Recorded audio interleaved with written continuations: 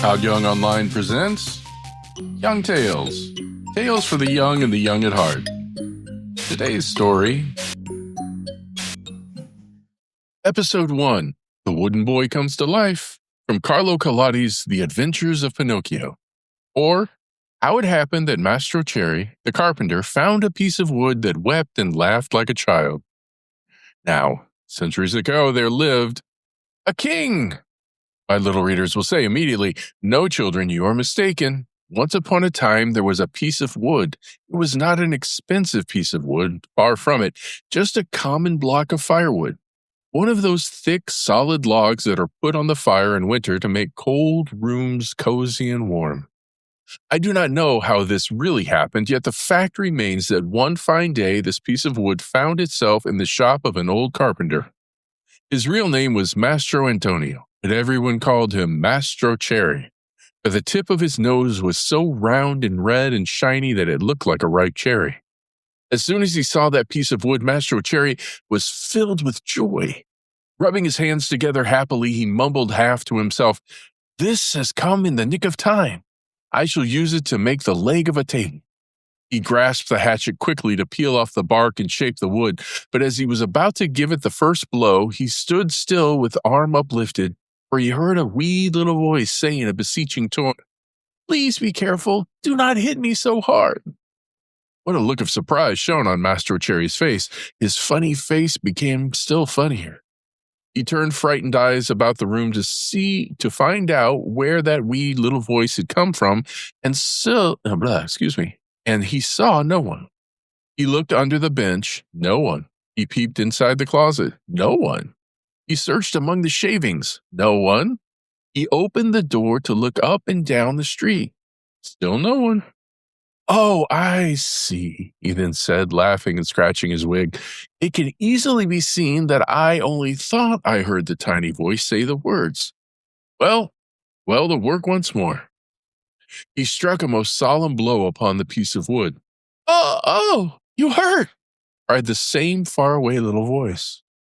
Master Cherry grew dumb. His eyes popped out of his head, his mouth opened wide, and his tongue hung down on his chin.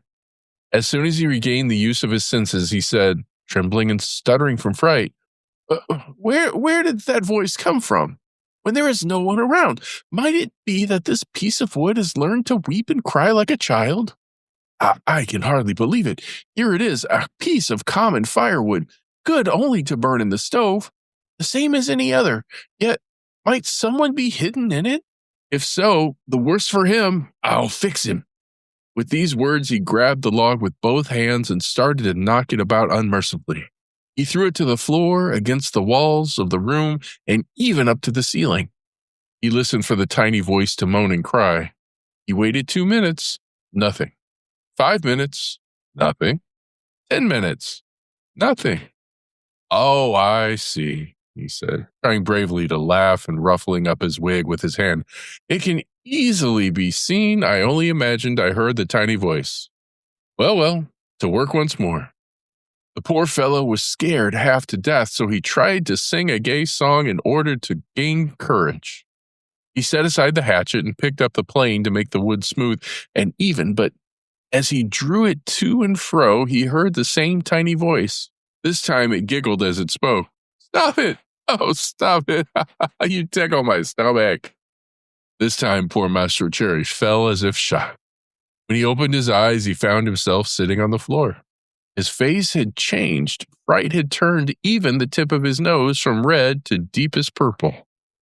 In that very instant, a loud knock sounded on the door. "Come in," said the carpenter, not having an atom of strength left with which to stand up. At the words, the door opened and a dapper little old man came in. His name was Geppetto, but to the boys of the neighborhood he was just Polendina, cornmeal mush, on account of the wig he always wore, which was just the color of yellow corn. Geppetto had a very bad temper. Woe to the one who called him Polendina. He became as wild as a beast, and no one could soothe him. "Good day, Mastro Antonio," said Geppetto. "What are you doing on the floor?" "I am teaching the ants their ABCs. "Good luck to you. What brought you here, friend Geppetto?" "My legs. And it may flatter you to know, Mastro Antonio, that I have come to you to beg for a favor.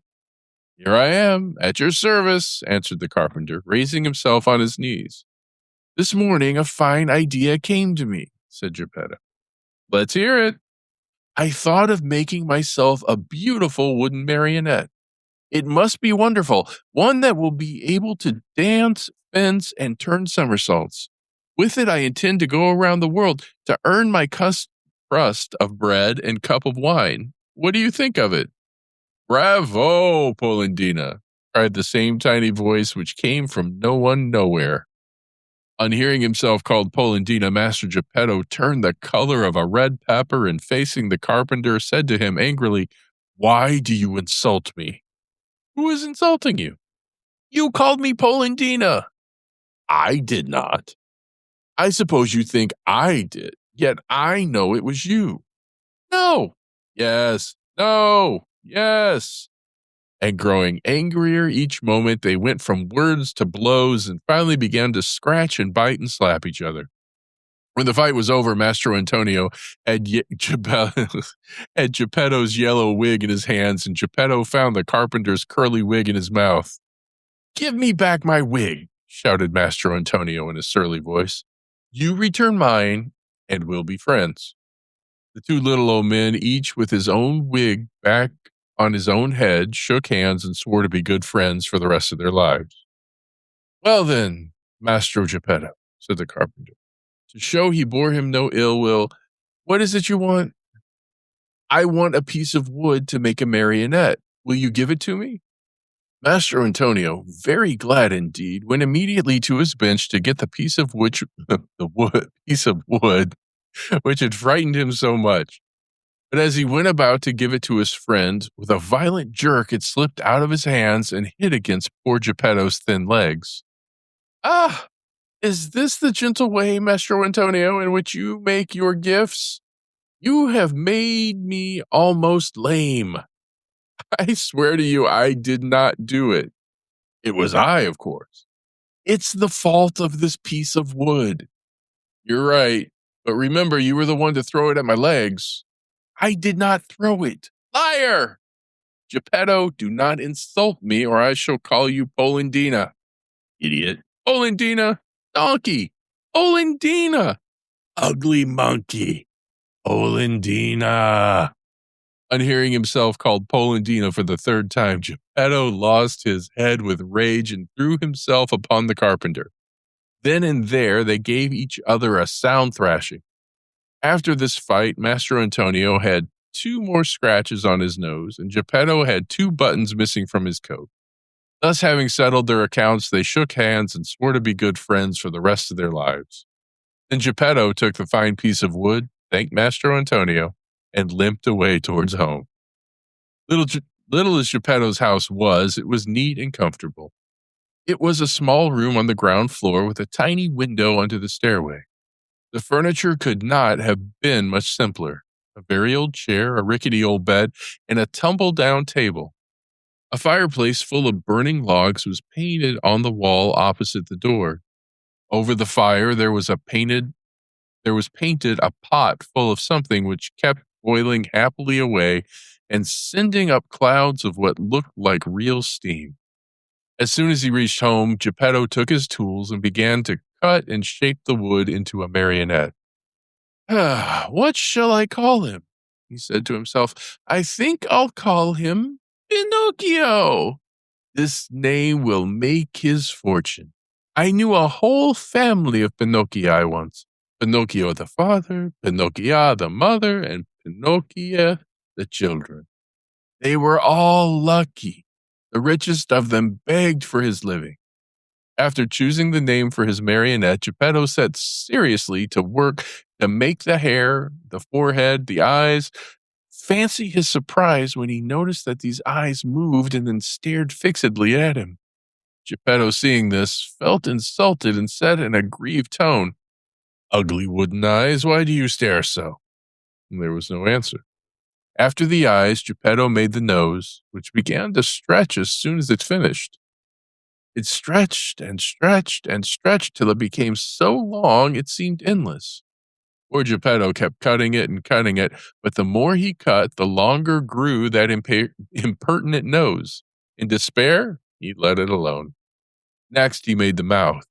No sooner was it finished than it began to laugh and poke fun at him. "Stop laughing," said Geppetto angrily, but he might as well have spoken to the wall. "Stop laughing, I say," he roared in a voice of thunder. The mouth stopped laughing, but it stuck out a long tongue. Not wishing to start an argument, Geppetto made believe he saw nothing and went on with his work. After the mouth, he made the chin, then the neck, the shoulders, the stomach, the arms, and the hands. As he was about to put the last touches on the fingertips, Geppetto felt his wig being pulled off. He glanced up, and what did he see? His yellow wig was in the marionette's hands. "Pinocchio, give me my wig!" But instead of giving it back, Pinocchio put it on his own head, which was half swallowed up in it. At that unexpected trick, Geppetto became very sad and downcast, more so than he had ever been before. "Pinocchio, you wicked boy," he cried out. "You are not yet finished, and you start out by being impudent to your old poor father? Very bad, my son, very bad." And he wiped away a tear. The legs and feet still had to be made. As soon as they were done, Geppetto felt a sharp kick on the tip of his nose. "I deserve it," he said to himself. "I should have thought of this before I made him. Now it's too late." He took hold of the marionette under the arms and put him on the floor to teach him to walk. Pinocchio's legs were so stiff that he could not move them. Geppetto held his hands and showed him how to put out one foot after the other. When his legs were limbered up, Pinocchio started walking by himself and ran all around the room. He came to the open door, and with one leap, he was out into the street, and away he flew. Poor Geppetto ran after him, but was unable to catch him, for Pinocchio ran in leaps and bounds, his two wooden feet as they beat on the stones of the street, making as much noise as 20 peasants in wooden shoes. "Catch him!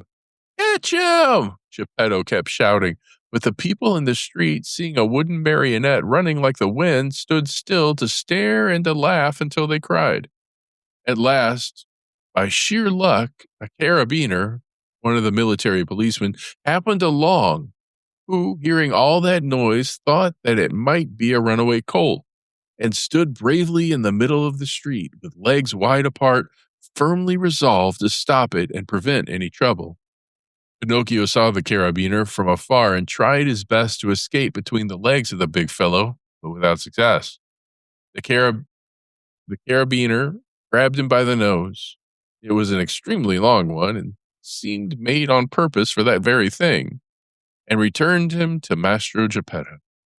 The little old man wanted to pull Pinocchio's ears. Think how he felt upon when, searching for them, he discovered that he had forgotten to make them. All he could do was to seize Pinocchio by the back of the neck and take him home. As he was doing so, he shook him 2 or 3 times and said to him angrily, "We're going home now. When we get home, then we'll settle this matter." Pinocchio, on hearing this, threw himself on the ground and refused to take another step. One person after another gathered around the two. Some said one thing, some another. "Poor marionette," called out a man.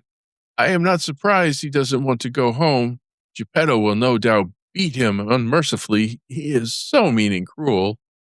"Geppetto looks like a good man," added another, "but with boys he's a real tyrant. If we leave that poor marionette in his hands, he may tear him to pieces." They said so much that finally the carabiner ended matters by setting Pinocchio at liberty and dragging Geppetto to prison. The poor old fellow did not know how to defend himself, but wept and wailed like a child, and said between his sobs, "Ungrateful boy, to think I tried so hard to make you a well-behaved marionette. I deserve it, however. I should have given the matter more thought." What happened after this is an almost unbelievable story, but you may read it, dear children, in the chapters that follow. Now, this is the story of Pinocchio and the Talking Cricket, in which one sees that bad children do not like to be corrected by those who know more than they do. So very little time did it take to get poor old Geppetto to prison. In the meantime, that rascal Pinocchio, free now from the clutches of the carabinier, was running wildly across fields and meadows, taking one shortcut after another toward home.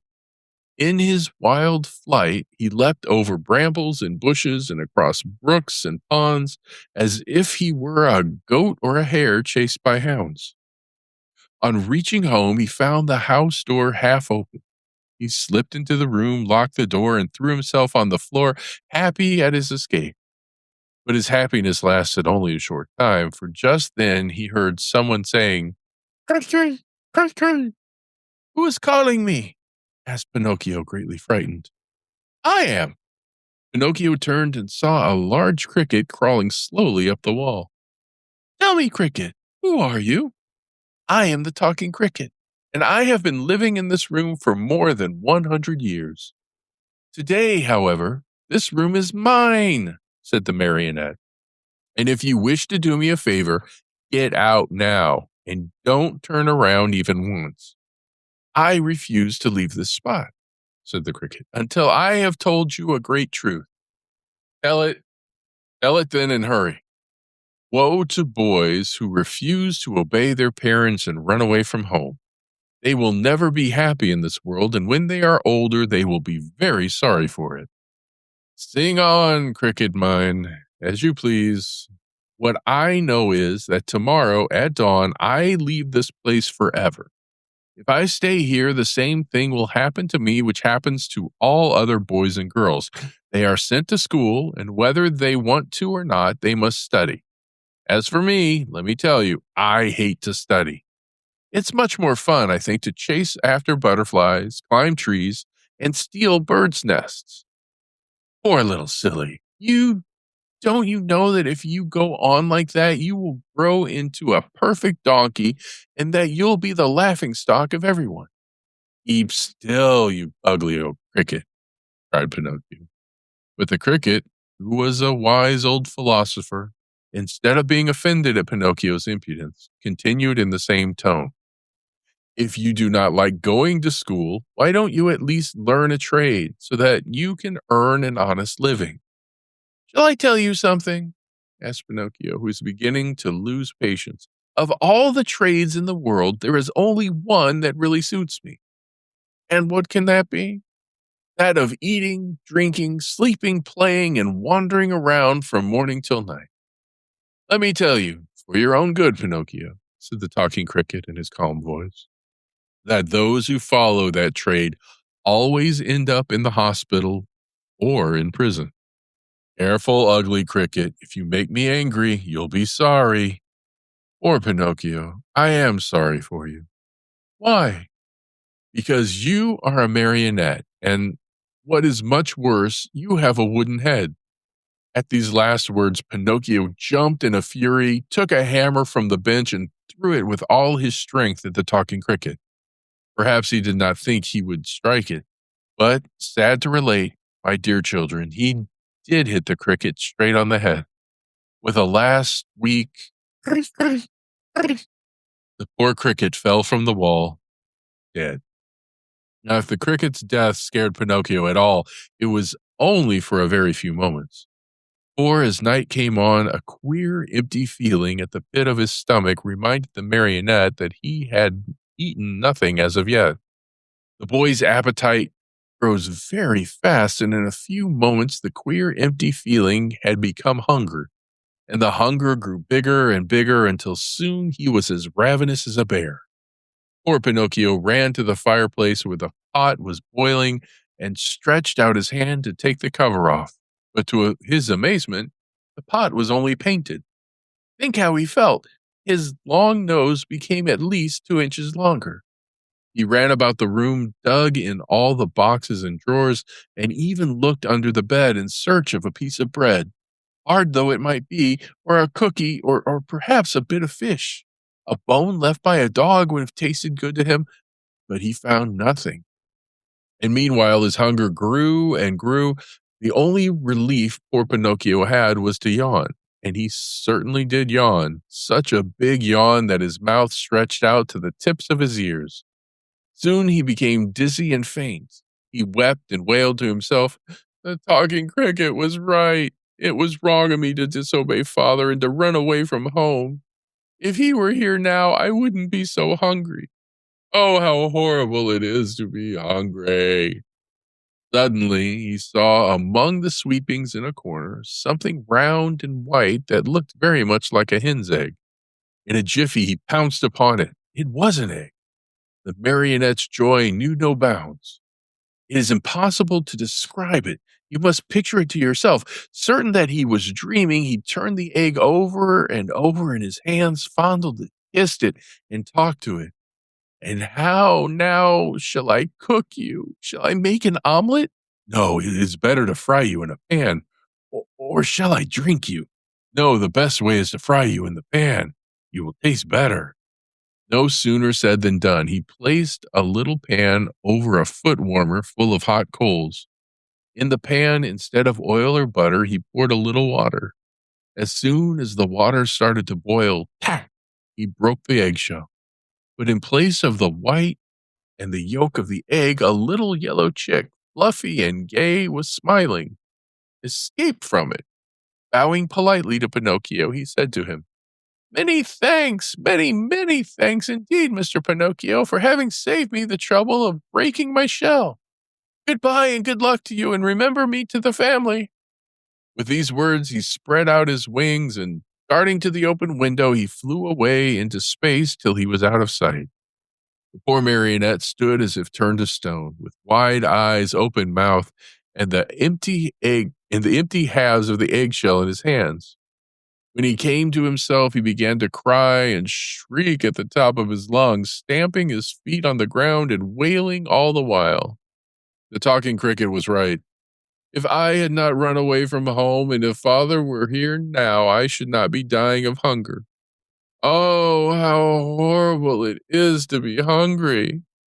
And as his stomach kept grumbling more than ever, and he had nothing to quiet it with, he thought of going out for a walk to the nearby village in hopes of finding some charitable person who might give him a bit of bread. And here's where we end for today. Young Tales is produced and narrated by Todd Young from Todd Young Online. If you enjoyed this, please like and subscribe and join us next time for another story. Thank you for your support.